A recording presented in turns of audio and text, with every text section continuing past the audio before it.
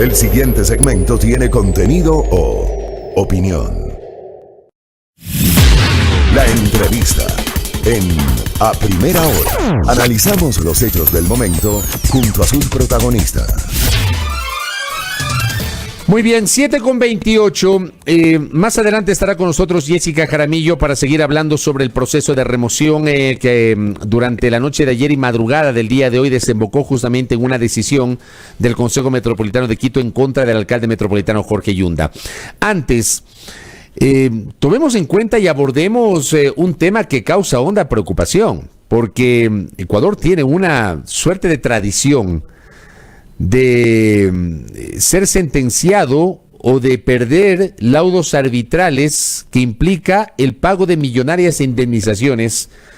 La última raya al tigre es justamente la ratificación del laudo arbitral por parte del CIADI a favor de la petrolera anglo-francesa Perenco, que dispuso justamente ese fallo, el pago por parte del Estado ecuatoriano de una indemnización de $412 millones. Aunque está muy lejos de la aspiración inicial de Perenco, que era 1.400 y pico millones de dólares, finalmente en las condiciones actuales 412 millones es un billete pero tremendo para la economía ecuatoriana. Hablemos con un especialista, el doctor Gonzalo González, jurista, que nos acompaña hoy, a quien hemos invitado para hablar de esto, pero además ver si aplica o no la repetición, como ha anunciado el Procurador General del Estado, Íñigo Salvador. Hola doctor, ¿cómo le va? Bienvenido. Buenos días, Fabricio, un saludo a toda su audiencia y encantado de estar con usted. Gracias, doctor. A ver, quiero empezar de lo macro para luego ir aterrizando algunos elementos en esta conversación. ¿Cómo debemos entender los ecuatorianos esta ratificación del laudo arbitral a favor de una petrolera, de la petrolera Perenco? Mire, yo creo que de esto tenemos que sacar lecciones positivas en medio de la coyuntura que desde luego, por la falta de liquidez y la situación económica del país, una decisión de esta envergadura implican costos adicionales para el Estado y dejar de hacer cosas importantes para desnutrición infantil, pobreza, educación, etc. ¿Cuáles son las cosas positivas o lecciones positivas que debemos sacar de eso? Que antes de asumir decisiones sin procesos de digestión, el país tiene que pensarse dos veces en lo que va a ejecutar o aprobar. Acuérdese usted toda la ola de aplausos que hubieron alrededor de la famosa Ley 42 del 2006. Éramos muy pocas voces las que en ese momento advertíamos de las consecuencias que iba a ocasionar esa ley que fue en consulta y que violaba, sin duda alguna, los derechos de las compañías que habían recibido del propio Estado invitaciones para participar en inversiones de riesgo en el oriente ecuatoriano. Recuérdenos, doctor. Y ese es el caso de Perenco y Bullying. Correcto, doctor. Recuérdenos el contexto de la Ley 42 que fue aprobada por el Congreso Nacional en 2006. ¿Qué implicó esa Ley 42? A ver, en el 2006 los precios de los hidrocarburos en realidad habían llegado a unos niveles que nadie se esperaba. Antes del 2006, es decir, 1993, el país se fue abocado a una modificación contractual de los contratos de prestación de servicios que nacieron en el año 81, porque el país entendía que esos contratos no le beneficiaban, y planteó como una necesidad plantear un contrato mucho más liberal, de mayor riesgo para las empresas, en la que las empresas tenían una participación en la producción, es decir, parte del patrimonio de las empresas, en este caso contratistas del Estado que recibían un área para exploración y explotación, era el porcentaje de participación acordada en el contrato, que podía ser, que era de libre disponibilidad. Entonces, obviamente, así se dibujó el contrato y así se firmaron esos contratos. ¿Qué pasó con posterioridad? Que cuando los precios se incrementaron, el país vio ahí un criterio de conveniencia, dijo, ¿cómo es posible que las contratistas estén ganando tanto dinero?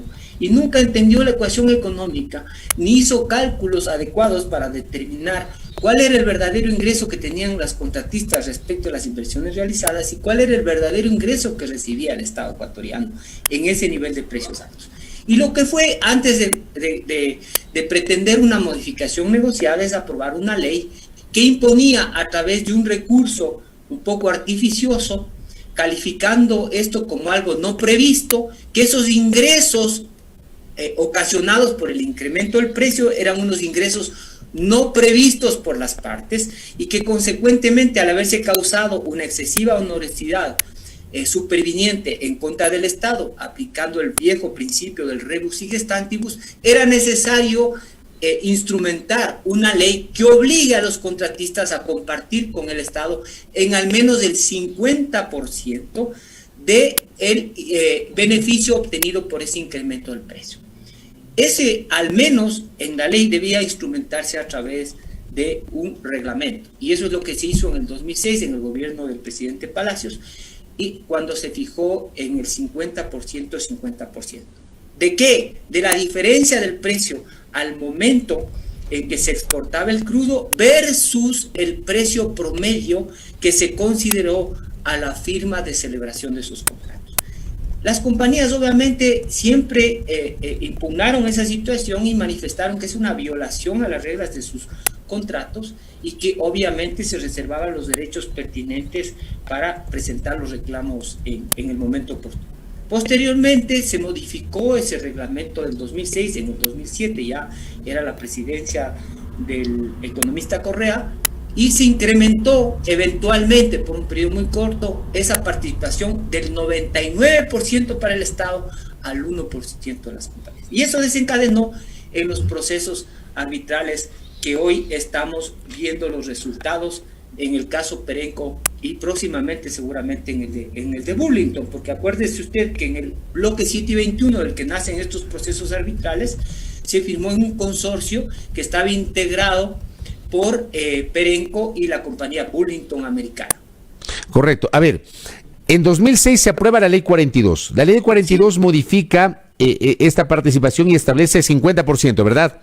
Sí, sobre las ganancias, sobre la utilidad, en el incremento del precio, no la utilidad, en el incremento del precio. Es como decir en la facturación, porque la compañía era dueña de un porcentaje de participación. Sobre las ganancias extraordinarias. Claro, sobre las ganancias en el precio, no en la utilidad, porque la utilidad tiene que deducir costos, gastos, etcétera. Ya, ¿no? correcto. Entonces, correcto. A ver, en 2006, esa ley 42 establece este 50% sobre las ganancias extraordinarias. Fue el decreto, esto fue en el Congreso del año 2006 y ejecutado en el gobierno de Alfredo Palacio. Pero en el gobierno de Rafael Correa se aumenta esto de 50 al 99% mediante un decreto. Claro, un reglamento, porque la ley decía en al menos el 50%, ¿sí? Y así se venía operando. Posteriormente, ese reglamento que fue dictado en el 2006 fue modificando esa estructura del porcentaje y incrementando al 99.1. Ya de suyo, el 50-50 exigía o dibujaba una expropiación del patrimonio de la compañía. ¿Por qué? Porque si usted pacta un contrato de participación en donde usted va a tener un volumen de 100 y va a compartir con el Estado 50 y 50 suyo, el 50 es el volumen, no es el volumen definido con un precio, es el volumen. A lo que usted venda es su ganancia o es su pérdida. También acuérdese usted que hasta antes del 2002 las compañías tenían pérdidas, porque los precios del hidrocarburo estaban muy por debajo de lo que se dibujaba en el 2006. Entonces, el riesgo a la baja también era de la compañía y, por supuesto, el beneficio a la alza.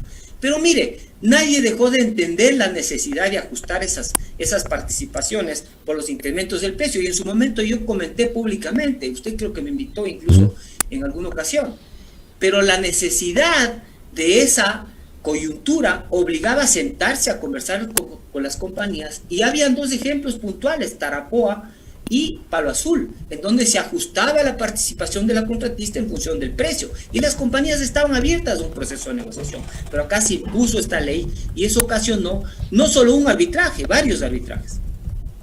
Sitio Oriente, Perenco Burlington, y posteriormente ya en la transición a los contratos de servicios, el caso de Petrobras en el bloque 18 y la devolución del bloque 31, ¿no? O sea, estas decisiones que fueron adoptadas en 2006 y 2007 fueron unilaterales por parte del Estado, sin diálogo previo o al menos intentar acordar con las compañías.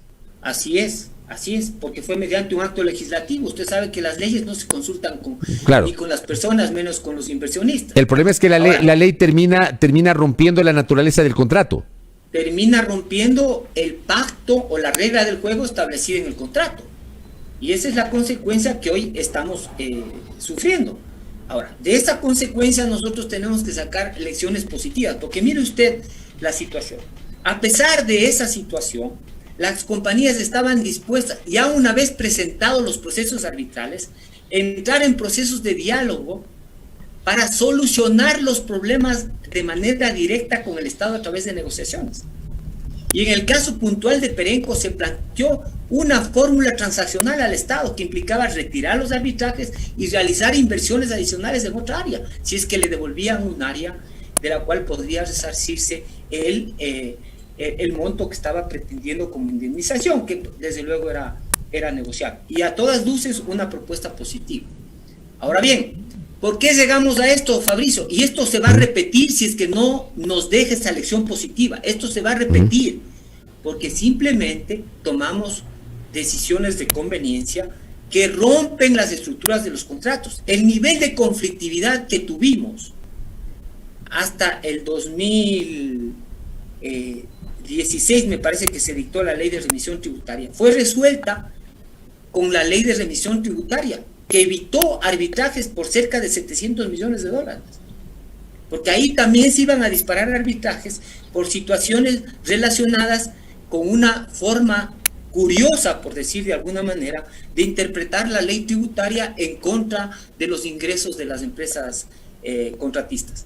Pero gracias a la ley de remisión tributaria, las compañías accedieron a dejar de discutir esos tributos en sedes jurisdiccionales y posteriormente arbitraje internacional. Ya hubieron notificaciones de controversia de cerca de $1.000 millones que se dejaron encima de la mesa. Entonces el Estado tiene que sacar como lección que no se pueden violar las reglas del juego, más allá de las consecuencias económicas indirectas que esta decisión del CIADI, que es un comité de anulación, nos puede ocasionar desde el punto de vista cuánto tenemos que pagar. En este momento, doctor, hay que evitar ese conflicto, hay que tratar de resolver esos problemas y para eso hay que tomar decisión. ¿Cómo lo resolvemos, doctor? Mire, la voluntad de las compañías, créame, Fabricio, yo he estado inmerso a lo largo de 40 años, tanto en el sector público como en el privado, y conozco que las compañías no vienen aquí a hacer juicios, vienen a trabajar. Y su interés es resolver los problemas de manera directa. El Estado no asume las decisiones. ¿Por qué no asume las decisiones? Porque desafortunadamente hay una burocracia media que se cree dueña de los recursos del Estado y que toma decisiones y que genera informes que a veces les ponen una situación muy complicada a los mandos altos de la administración pública, incluidos los ministros, que son incapaces de dejar sin efecto esas decisiones de los mandos medios. Y además hay también una situación que en lugar de que los abogados evalúen el caso y le digan a la administración pública, entidad o gobierno descentralizado, mire usted, en este proceso usted va a perder. ¿Qué hace usted cuando tiene una causa que vaya probablemente a un proceso jurisdiccional? Consulta con su abogado y le dice, mire, dígame si voy a ganar o voy a perder. ¿En qué ubicación yo me encuentro? ¿Cuál es el diagnóstico de este proceso? ¿Cree usted que vamos a ganar? ¿Cree usted que vamos a perder? Y si su abogado es honesto y evalúa el caso, le va a decir, mire, aquí usted tiene un 20% de probabilidades de ganar y un 80% de perder. Y si tiene el 80% de perder, ¿qué tiene que hacer, Fabricio? Sentarse a tratar de buscar una alternativa. Y le advierto otra cosa más. Todas las propuestas de las empresas que estaban dispuestas a resolver esos conflictos y esos arbitrajes costaban un 25% de lo que terminó pagando el Estado mediante laudos arbitrales. Déjeme leerle un comentario que recibo en este momento y le quiero pedir una opinión. Dice, el artículo 422 de la Constitución señala que no cabe el arbitraje internacional. Pero claro, la Constitución entró a regir en el año 2008 y estos contratos son anteriores al 2008. Entonces me imagino que aquí no aplica, o sea, eso aplica para contratos futuros, es decir, los contratos suscritos con el sector petrolero después del año 2008, si observan, por ejemplo, la posibilidad de que no se generen este tipo de arbitrajes a través del CIADI, por ejemplo, del UNCITRAL de Naciones Unidas, sino otro tipo de arbitrajes. Me parece que arbitrajes regionales, Sí, lo preferentemente, que pasa es que ¿no? lo que se discute es la sede. Siempre nosotros hemos saneado los problemas pensando en ese ejemplo coloquial de que la enfermedad se encuentra o la calentura está en las sábanas y la calentura no está en las sábanas. El problema no es del CIADI, el problema no es de la ley, el problema es de la conducta y la cultura que tiene el sector público, sus funcionarios y los ecuatorianos, de no aceptar los errores que se cometen y de no tratar de corregirlos y volverlos a repetir. Hoy, Fabricio, hoy, Petroecuador está enfrentando la posibilidad de cerca de 600 millones de nuevos arbitrajes por los contratos firmados con Petroamazonas de servicios específicos con financiamiento de la contratista. 600 millones se está disputando. 600 millones adicionales. Sí, se está disputando en este momento. Se podrían disputar si no se resuelven las cosas. Uno de esos, por ejemplo, me parece que el arbitraje del caso Singh es uno de esos, ¿no? Ese es un arbitraje. Ese es un arbitraje. Allí, por ejemplo, ¿cuánto? Si es que al Estado le sentencian, ¿cuánto podría el Estado perder? No conozco el caso, el quantum de ese arbitraje, pero le puedo asegurar que ese arbitraje probablemente tenga la misma suerte que el de Perenco. Y ese arbitraje, por ejemplo, está en La Haya, me parece, ¿no? Así es. En La Haya sí se puede presentar arbitrajes. Yo creo que ese es un arbitraje UCITRAL bajo Naciones Unidas. No sé si la sede es Chile, no conozco el detalle. Usted sabe que los arbitrajes son confidenciales, claro. Entonces no conozco el detalle y mal haría en darle una opinión en qué sede está. Lo que sí creo es que el país tiene que sentarse hoy a discutir con las empresas y tratar de encontrar una solución en los casos en donde haya cómo encontrar esa solución, que seguramente nos va a costar mucho menos y además vamos a resolver el problema. Vamos a resolver el problema y no vamos a esperar que nos caiga un laudo arbitral. ¿Qué ha hecho Perenco y Burlington? Ejercer su derecho que estaba institucionalizado en los contratos. La norma del arbitraje, de la Constitución respecto a los arbitrajes, el comentario que le llegó es absolutamente restrictivo. Se permite el arbitraje internacional. Hasta hoy estamos firmando contratos con arbitraje internacional. Sin duda alguna. La sede la estamos poniendo en Santiago, Chile. Ya vendrán las resoluciones de esos arbitrajes, probablemente unos en contra del Estado y entonces le culparemos a la sede chilena. Entonces mejor discutamos acá. Era como cuando jugábamos fútbol y no queríamos salir a enfrentar la competencia y jugábamos solo entre nosotros. Entonces, mire, los derechos y las violaciones de los derechos se discuten para que haya inversión en sedes imparciales, internacionales, porque los inversionistas no son de acá. Y lo que hicieron Perenco y Burlington es aplicar un derecho que tenían en los tratados de protección de inversiones, tanto de Francia como de Estados Unidos. Oiga, doctor, me aclaran que el arbitraje de Singh es en La Haya. Eso me aclaran, información oficial sobre eso le quiero comentar, es en La Haya. Pero le quiero pedir también este comentario, digamos, y que me parece interesante este comentario, que es absolutamente simple pero real. Y se lo voy a trasladar, que dice un internauta. El arbitraje siempre termina favoreciendo a las corporaciones y nunca a los estados. ¿Por qué, doctor? No, eso no es cierto. Mire, hubo una crítica de una distinguida y conocida abogada del mundo del arbitraje respecto a los arbitrajes CIADI que se condenaban a los estados. No, mire, en las sedes arbitrales domésticas, en las jurisdicciones locales, usted analice cuántos casos ha perdido el Estado. No solo el Estado a través de sus instituciones, no, porque el Estado no litiga en cortes nacionales. Muchos. Y no es porque la sede o la jurisdicción ordinaria o los jueces locales o los jueces internacionales o los árbitros internacionales le quieran perjudicar al Estado y favorecer a los inversionistas, sino que los casos que tiene que defender el Estado son muy complicados porque evidentemente se demuestran que hay violación de derechos e incumplimientos de los contratos. Por más bueno que sea el abogado, si incumplimiento es evidente, ¿cómo puede ganar ese juicio? Por eso cuando un poco dibuja uno la situación, cuando asume la defensa en un caso en donde ve que no tiene muchas probabilidades de éxito, le dice a su cliente con honradez y sensatez de que en ese proceso lo máximo que puede lograr es una menor condena en el pago de la indemnización o en el caso de los penales una menor condena punitiva. Así es que, Fabricio, eso de culparle al médico la enfermedad que el paciente tiene es una vieja cultura y costumbre de los países como el Ecuador. Yo creo que hay que empezar a asumir con seriedad estas cosas y dejar de seguir metiendo los problemas debajo de la alfombra. El país tiene que afrontar con seriedad estas cosas y empezar a asumir sus responsabilidades, porque si es que no asume sus responsabilidades por decisiones sin digestión adecuada, generen este tipo de consecuencias.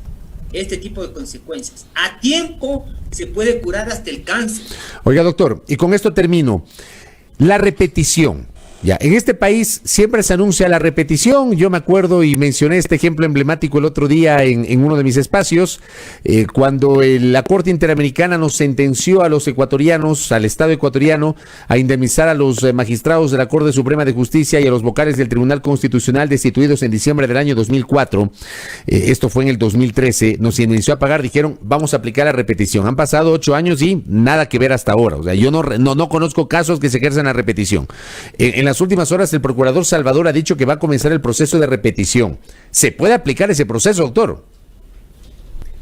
Se puede aplicar con voluntad y decisión. La Constitución es clarísima en el artículo 11, numeral 9, que se debe repetir en contra de los funcionarios que ocasionaron el perjuicio al Estado. El problema es que la responsabilidad es subjetiva, no es general. Entonces usted no puede decir, aquí hubieron en la participación de esta decisión 50 funcionarios imputados, desde legisladores hasta funcionarios de menor nivel. Y el monto total de 374 millones que llega en el ejemplo que estamos conversando el día de hoy, que es el laudo de Perenco, dividamos para los 42 o los 50 funcionarios que han participado en esta decisión. No, tiene que determinarse el nivel y escala de responsabilidad. Entonces, ahí es donde tienen que trabajar. Pero me parece que es necesaria una repetición, por lo menos como ejemplo, aunque como le insisto, Fabricio, aún después de haberse tomado esa decisión, habían mecanismos para resolver los problemas y nadie resolvió esos problemas. Y hoy por hoy siguen habiendo niveles de conflictividad que pueden resolverse razonablemente poniendo en orden a la gente que no tiene razón, ejerciendo adecuadamente esa sabiduría que deben tener los mandos altos y resolviendo los problemas a tiempo, porque no siempre tenemos la razón, no siempre hay que irse al juicio. El juicio debe ser una excepción. Debe tratar de resolverse los problemas antes de que se genere el proceso. Y las compañías, créame, todas tienen esa voluntad. Era lo mismo que decíamos antes. Cuando se presenta un problema con una empresa española, es que los problemas son con las empresas españolas. Bueno, por el país han pasado inversionistas americanos, ingleses, brasileros, argentinos, y todos han tenido problemas idénticos. Entonces tenemos que empezar a asimilar un mea culpa y decir, ¿qué hicimos mal para que nos esté pasando eso? ¿Cuáles son las consecuencias? Líneas de crédito cerradas porque las decisiones y los laudos del CIADI son ejecutables ipso, inmediatamente, sin un proceso de homologación, aquí y en cualquier parte del mundo. Entonces, además, indirectamente se cierran líneas de crédito, se castiga el riesgo del país. Lo saludable es que el presidente Lasso ha salido a decir, señores, yo voy a honrar esa obligación. Y en medio de su liquidez, seguramente planteará un mecanismo de pago. Así es que es necesario, de un lado, esta lección positiva y de otro, que se repita como un ejemplo, pero para que no se vuelvan a cometer las mismas cosas, porque si es que nosotros seguimos cometiendo lo mismo, cualquier discurso no vale. Decía San Francisco de Asís, mi querido Francisco, que solo por excepción uno tiene que predicar con la palabra. Solo por excepción. De acuerdo, doctor. Le agradezco mucho por ilustrarnos con su criterio sobre lo que ha pasado con Perenco. Que tenga un buen día, doctor González. Muchas gracias, Fabricio, siempre a las órdenes. Un saludo para su audiencia. Muy amable. El jurista Gonzalo González conversando aquí en A Primera Hora sobre el caso Perenco. 7:52 en A Primera Hora.